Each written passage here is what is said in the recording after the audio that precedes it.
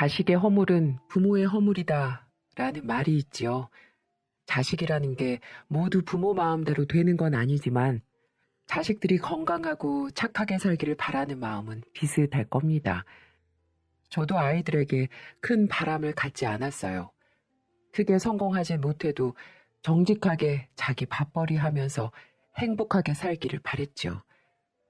그런 부모의 마음을 몰라주는 자식이 야속하고 속상하기도 하지만 결국 그것도 자식을 제대로 키우지 못한 부모의 잘못일지도 모릅니다. 안녕하세요.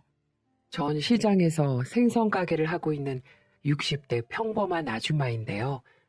오늘 전 제 자식에 대한 이야기를 여러분들에게 풀어놓으려고 합니다. 솔직히 자랑거리도 아닌 일을 온 동네방네 소문내는 것 같아 부끄럽기도 하지만 자식의 허물을 모른 척하는 것도 제 자신의 허물을 덮는 것과 다름없다는 생각이 들더군요. 그래서 이렇게 용기를 내봅니다. 지금부터 오랫동안 가슴 깊숙이 묻어두었던 속 얘기를 들려드릴 테니까 부디 끝까지 잘 들어주세요. 전 27에 결혼을 했어요. 당시에는 좀 늦은 나이에 결혼했다는 얘기를 많이 들었거든요. 하지만 지금 돌아보면 참 꽃다운 나이였는데 왜 덜컥 결혼을 결심했는지 조금은 후회도 됩니다. 그 정도로 남편은 자상하고 좋은 사람이었어요. 전기 기능사였던 남편은 나름 월급도 많이 받는 성실한 남편이었습니다. 사람 좋고 술, 담배 안 하고 직장도 괜찮고 결혼 상대자로 이만한 남자도 없겠다 싶었죠. 무엇보다 수줍게 고백하는 이 남자의 순수함에 반했다고 할까요? 사실 이 남자가 제게 마음이 있다는 건 진즉부터 눈치를 챘지만 그렇다고 여자가 그렇게 쉽게 넘어갈 수 있나요? 몇 번을 튕기면서 새침하게 굴었죠. 당시 남편이 저랑 데이트 한번 하려고 얼마나 조바심을 내던지 그때 생각을 하면 지금도 웃음이 터져 나옵니다. 그 사람의 지극정성 같던 구애 끝에 우린 진지하게 만나며 사랑을 키웠고 결국 한평생을 같이 하기로 결정을 했습니다. 결혼을 하고 아이를 낳고서도 남편은 한결같았어요. 가정을 소중히 여길 줄 알고 가장으로서 책임감도 강했죠. 그 사람은 자상한 남편이자 훌륭한 아빠였습니다. 제가 남자 하나는 정말 잘 골랐다는 생각이 들 만큼이 나요. 시장에서 생선 가게를 하며 자식들을 키운 시부모님도 제게 참 잘해주셨어요. 귀한 사람을 며느리로 들였다고 하시며 저를 무척 예뻐하셨죠. 온화하신 시부모님을 보니까 남편의 따뜻함이 어디에서 왔는지 알겠더라고요. 시어머니께선 생선머리를 툭툭 잘라내듯 당신의 험난한 인생을 무심히 말씀해 주셨습니다. 아무것도 없는 빈털털인데 애들 가르치고 먹이는 일이 보통 힘이 들어야지. 시장에서 생선 몇 마리를 팔아보려고 해도 억센 시장 사람들 텃세가 얼마나 드센지. 그래도 어쩌겠니. 이악 물고 악착같이 살았지. 생선을 팔고 집에 돌아가는 길에 야트막한 언덕이 있는데 그 언덕을 오르면서 얼마나 울었는지 모르겠다. 그래도 시간이 지나니까 이만큼 사라지더구나.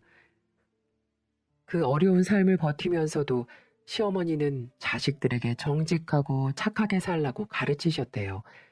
제 남편이 올곧고 성실한 사람이 된 것도 모두 시어머니의 영향 때문이었겠죠. 시어머니의 그런 말을 들으면서 저도 자식을 그렇게 키워야겠다고 다짐했습니다. 서로 형편이 비슷했던 우리 두 사람은 큰 욕심 부리지 않고 작게 신혼살림을 차렸습니다. 하지만 성실한 남편 덕분에 결혼 3년 만에 작은 아파트도 마련할 수 있었어요. 낡고 오래된 아파트였고 적지 않은 은행빚도 써야 했지만 계약서에 도장을 찍던 순간이 얼마나 좋았던지요. 세상을 다 얻은 듯한 기쁜 날이었지만 동시에 세상을 다 잃은 듯한 슬픈 날이기도 합니다. 집 계약을 한 날 가깝게 살던 시부모님을 모시고 저녁을 하기로 약속을 했습니다. 그런데 아무리 기다려도 남편이 집으로 돌아오지 않는 겁니다. 그렇게 한참을 기다리고 있는데 집으로 전화 한 통이 걸려왔어요. 불길한 예감을 애써 떨치고 수화기를 들었지만 전 남편이 사고를 당했다는 날벼락 같은 소식을 들어야만 했습니다. 그날 마지막 작업을 하던 남편이 전봇대 고압선을 잘못 건드려 감전이 됐고 급하게 병원으로 옮겨졌다는 것이었습니다. 남편의 사고는 제 생각보다 훨씬 심각했었죠. 병원으로 달려간 제게 의사는 급히 수술을 해야 할 정도로 위중하고 잘못하면 목숨을 잃을지도 모른다고 말했어요. 전 다리에 힘이 풀려 펄썩 주저앉고 말았습니다. 이제 우리 식구 안심하고 살 수 있는 집도 마련했고 행복하게 잘 살기만 하면 되는데 느닷없이 찾아온 불행에 절망했습니다. 전 의사 선생님에게 사정했어요. 제발 살려만 달라고, 우리 남편 죽지 않게만 해달라고 울고불고 매달렸죠. 그렇게 남편은 6시간이 넘는 수술을 했습니다. 천만다행으로 목숨은 건졌어요. 하지만 사고의 대가는 혹독했습니다. 남편이 그만 2다리를 잃고 만 것이죠. 수만 볼트가 넘는 고압 전류에 큰 화상을 입은 남편은 10번이 넘는 크고 작은 수술을 견뎠습니다. 그래도 걱정 말라며 제 손을 잡고 위로하던 사람이었어요. 그렇지만 남편은 결국 양다리를 절단해야 할 수밖에 없는 상황에 이르고 말았죠. 남편이 살아있다는 것만 해도 감사한 일이었지만 멀쩡했던 사람이 이제 스스로 걸을 수 없다는 사실을 받아들이기가 참 어렵더군요. 상실감이 가장 크고 힘든 건 바로 남편 자신이었을 겁니다. 어느 날 새벽 병원에서 잠을 밑에서 청하고 있는데 제 귓속에서 오열하는 소리가 들리는 겁니다. 저는 꿈인 줄 알았어요. 요즘 매일을 정신없이 살다 보니 피곤해서 이상한 꿈을 꾸는가 보다 하고 생각을 했어요. 하지만 그건 꿈이 아니었습니다. 바로 남편이 누워서 오열하는 소리가 맞았어요. 여보, 왜 그래? 어디 아파? 간호사 불러줄까? 왜 그렇게 슬피 우는데? 여보, 나 솔직히 자신이 없어. 나 앞으로 인생 어떻게 살아야 돼? 이 몸이 돼서 어떻게 아이들을 키우며 살아야 하냐고.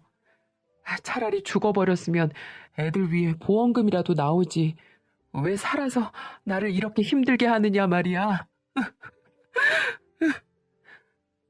당신까지 왜 나를 힘들게 하는 거야? 우리 이겨내기로 했잖아.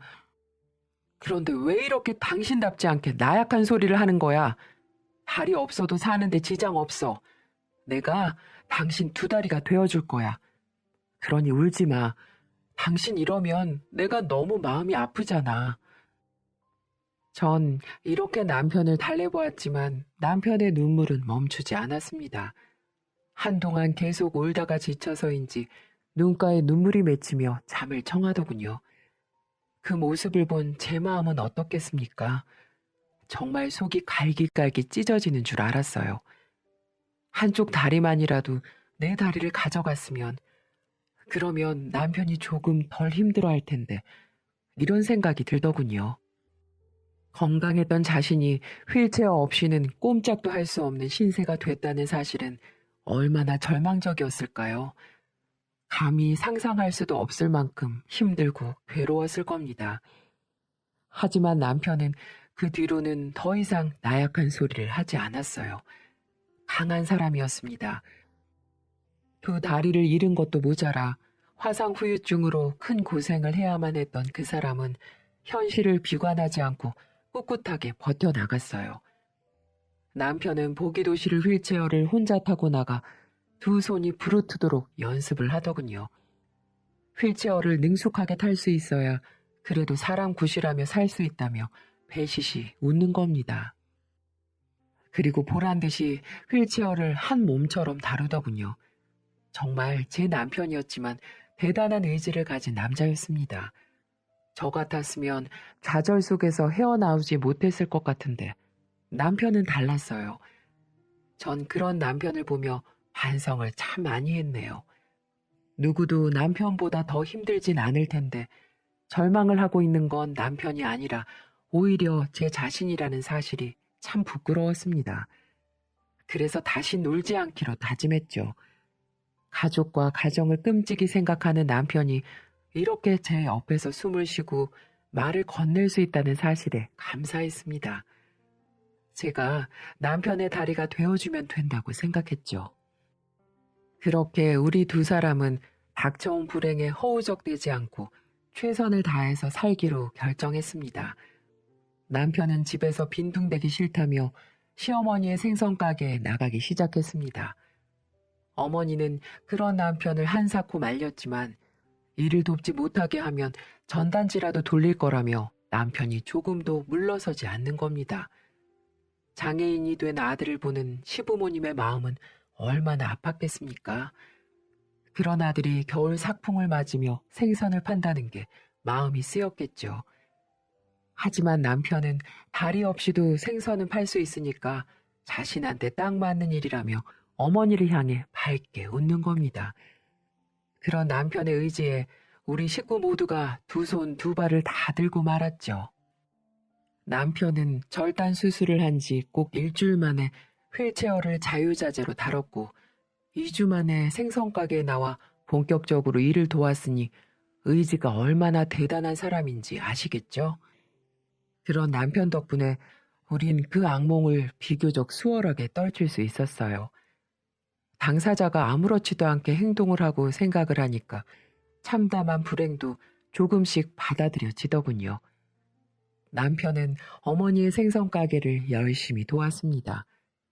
오히려 어머니보다 더 일찍 가게에 나가 문을 열고 장사 준비를 할 정도였으니까요. 남편의 노력에 우리 가족은 조금씩 웃음을 되찾고 있었습니다. 하지만 수많은 사람이 오고 다니는 시장통에서 두 다리가 없는 사람을 보는 사람들의 시선은 어쩔 수 없더라고요. 한 번은 이런 일도 있었습니다. 생선을 사러 온 손님이 물건을 건네는 남편을 보며 인상을 쓰더군요. 아유, 먹는 거 파는 가게 웬 장애인이야? 됐어요. 다음에 올게요.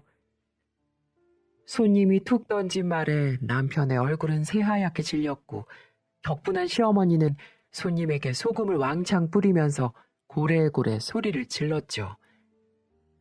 이 미친 여편네가 남의 집 귀한 자식한테 막말을 짓거리고 지랄이야. 뚫린 입이라고 아무 말이나 막 쏟아대는 거야? 다시는